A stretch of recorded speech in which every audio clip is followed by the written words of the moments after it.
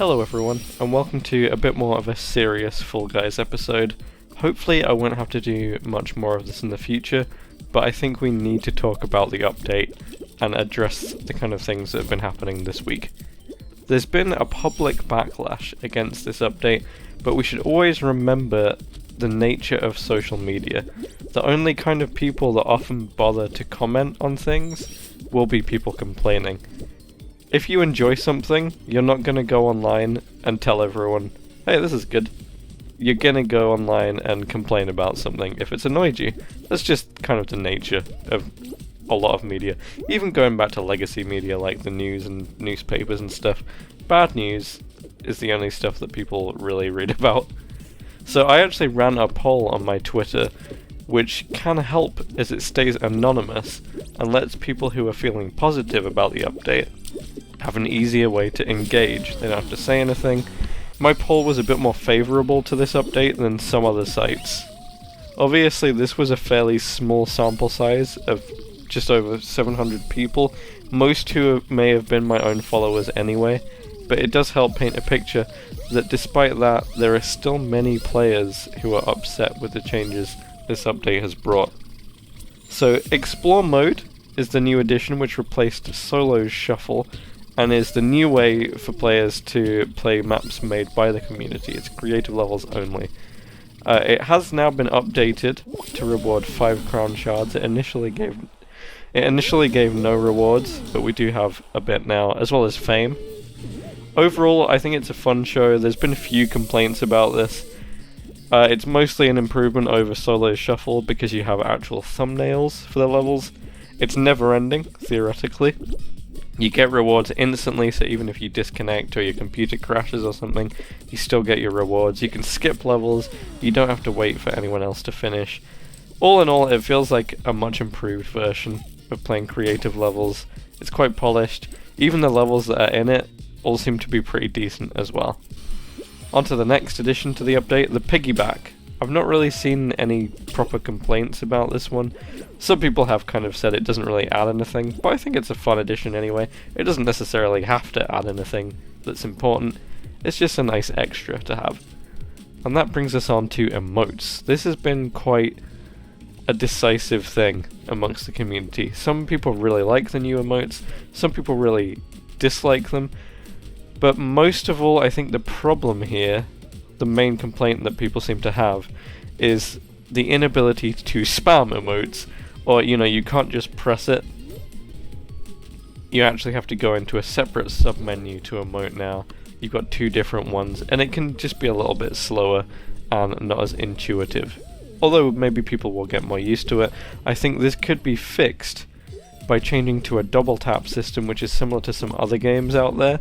I'll show an example on screen. I saw a really good example from Starman on Twitter, and this would be a quicker way to memorize, and you'd just be able to make an addition that doesn't take anything away from the legacy experience. You'd have all the additional picture emotes and oops and I need help and all that stuff, as well as all the previous ones. You just have to double tap to do a different one. I think that would work well. The next thing, and this is hugely unpopular in certain parts of the community, is the change to physics, or physics, I guess some people might think. The new physics changes have really divided people. So they've actually changed the physics of Fall Guys multiple times in the past. Some of the biggest changes. Do you even remember people complaining about 360-degree dives, which you could only pull off if you were not only on a PC but had a really high frame rate? And people used to complain all the time about ragdolling, body blocking. So with the amount of complaints about ragdolling, you might think, oh, if they removed it, people would be happy. No. But this is the biggest change we've ever had in terms of physics. Luckily, all of these physics changes actually appear to be quite simple code. I can show that on screen now as well. It's mostly just numbers, and it could easily be adjusted to possibly be more appealing to the community.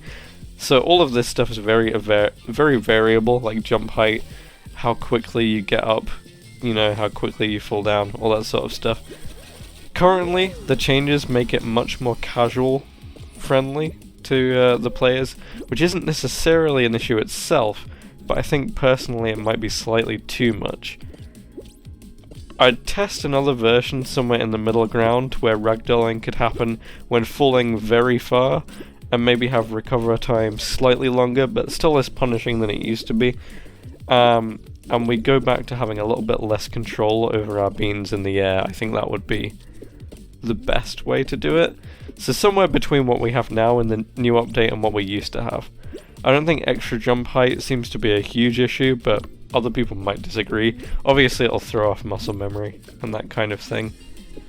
But overall, I think it's a little bit too easy now. That is probably aimed towards the future mobile players, but I think it maybe doesn't need to be quite as extreme. There might be a good middle ground somewhere. At the moment, if you get hit by an obstacle, it doesn't seem to really do much. It doesn't slow you down much at all. If you get hit by a blast ball or a rhino, you've got so much control over your bean in the air that it's actually really hard to get knocked anywhere. You can pretty much just land directly where you were hit from, which is possibly a bit too extreme. It's just very simple now. Now on to probably the most controversial change. Yep, even more controversial than the physics changes. We're gonna get onto the knockout show. So this is the source of the most angry complaints, as far as I can gather. Knockout show is the replacement for what we knew as solo show, which we had since the beginning of the game. Now, a lot of players seem to be annoyed by the entire concept of creative mode existing. Despite many people enjoying the change, it's obvious that a very large portion of the player base doesn't, which could split the community. Now, in the past, I've played Minecraft for a long time.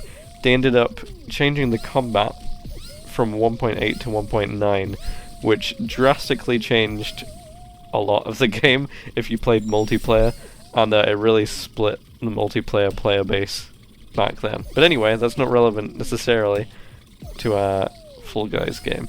Now, my solution with the Knockout Show would be to keep Knockout Show as it is, bear with me, with its rotating maps and its faster pace to 3 rounds, although a lot of the time that's still 4, because the survival rounds don't kill many people, but to add a classic show alongside the Knockout Show. So I'd tentatively name it Ultimate Knockout, or Classic Knockout, and this show would contain only Legacy rounds, just Unity rounds, have somewhere between 40 to 60 players, and it would reward 2 crowns to make it worth playing versus the Knockout Show. Now, the extra players would obviously necessitate more rounds. We could have maybe somewhere between 5 to 7 on average, and that extra crown would just make the extra time feel worth it. I think this could help appeal to every type of player, and hopefully wouldn't be too hard to implement because most of this would exist already. This could lead to a much larger game file size though, which I could see being a drawback for any future mobile gamers. I don't know if it'd be possible for there to be like a Fall Guys light mode for mobile, which could just not contain the bigger show unless you opted into it. Kind of like how Fortnite has multiple different download sizes depending what you actually want to play and like the resolution of textures and stuff. If Knockout was to stay as it is without having a mode for a legacy feel, it has to have better map selection. As much as I do love the new creative race rounds, I do feel like the current pool of survival ones is quite poor. So it's clear that there is still sadly a large amount of players that dislike anything made in creative, so hopefully a Unity only show would help soothe those players. Although this would still cause some division, again. As we know, for whatever reason, it doesn't seem as though there will actually be any new Unity maps coming to the game. We have to get used to that. Maybe, but probably not. This means that if we want new content ever, then creative maps have to be good enough to take the place of new seasons of new Unity maps. If we're never going to have any, the creative ones have to be really good. I feel like we now have a lot more tools in creative to make maps actually good enough, but we still need a lot more to be able to have them consistently inventive, enjoyable, and look good. Okay, that's the knockout thing, the controversy gone. The next thing I've got to talk about is the loss of the limited time modes. Things like Button Basher Royale, classic knockout, all that kind of stuff, hexaring, survival, hexagon only, jump around, roll off. I agree with some of the complaints that LTMs being removed makes the game feel a bit emptier, and I think if possible it would be really great to have them back. Unless we'd be willing to get something else instead in the future, like more events, tournaments, I think we kind of need LTMs back to keep everything feeling unique and refreshing. The Fame Pass this time seems to be absolutely fine. I haven't really seen many complaints about this. The only one I've seen is the lack of crown shards. I don't think people mind it being a shorter pass. I think most people see that as an upgrade. But with the lack of crown shards, I think this is okay personally, as it harks back to the way the first seasons were, and makes crowns feel like more of a skill reward again, instead of just being a handout that everyone gets if they play enough. The next thing I'm going to address is Mediatonic's transparency here. One thing I do think could really help in situations, especially like this one, as well as when we have long times of content drought, would just be for some more transparency from Mediatonic when it comes to them letting us know what's actually happening behind the scenes. I'm guessing that they may have less control on what they say now that Epic Games has power over them. If you remember back in the day, they even got awards for community spirit and things on Twitter, and they used to talk to people a lot. But they do have less staff now, and they're probably a lot busier. But if possible, I think it would really help ease people's worries and feel like everyone had a good understanding of why they have to wait and what to look forward to in the game's future if they knew what was going on in development. Obviously this can be tough if they have to cancel a project and could risk more disappointment than if they didn't talk to us to begin with, but I still think if they gave reasons and examples it would really help bring a lot of understanding to the game and the situation behind it.